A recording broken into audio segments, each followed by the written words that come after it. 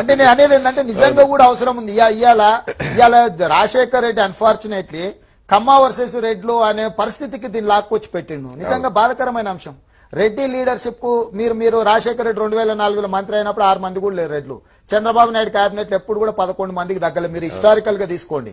మీరు ఎంతమంది రెడ్లకు చంద్రబాబు నాయుడు గారు పోస్టింగ్లు ఇచ్చినా, ఎంతమంది రెడ్లకు రాజశేఖర రెడ్డి గారు పోస్టింగ్లు ఇచ్చిందో తీసుకోండి. ఇవాళ హయ్యర్ లెవెల్ ఎప్పుడు కాస్ట్ డివిజన్ లేదు. రాజశేఖర రెడ్డి గారు వచ్చిన తర్వాత ఇది 2 కులాల మధ్యలో పోరాటం కింద దాన్ని ఇది ప్రమాదకరం. నేను చెప్పేది నిజంగా తెలుగుదేశం అనేది రెడ్లకు సంబంధించింది కాదు, కమ్మోలకు సంబంధించింది కాదు. ఒక యంగ్స్టర్స్ ఏ రాజకీయ నేపథ్యం లేని కుటుంబాల నుంచి వచ్చిన వాళ్ళకు ఒక వేదిక లాగా ఉపయోగపడ్డది. ఏ లీడర్ దేవేంద్ర గౌడ్ ఎవరండి, కడెం సిఆర్ ఎవరండి, నాగం జనార్దన్ రెడ్డి ఎవరండి, మీరు ఎవరైనా ఒక పేరు చెప్పండి. శ్రీనివాస్ యాదవ్ ఎవరండి, యావరేజ్ లీడర్షిప్ కాడ నుంచి మొదలు పెడితే టాప్ లీడర్షిప్ ఎర్రన్నాయుడు ఎవరండి, యనమల రామకృష్ణుడు, ప్రతిభా భారతి, బాలయోగి, మీకు ఇట్లా నేను ఎవరినైనా చెప్పగలను. ఒక 100 పేర్లు. మాధవరెడ్డి, ఎలిమినేట్ మాధవరెడ్డి. ఈ రోజు మీరు ఎవరు, జానారెడ్డి, సుఖేందర్ రెడ్డి, అసలు ముత్యం రెడ్డి, మీరు ఎవరినైనా తీసుకోండి.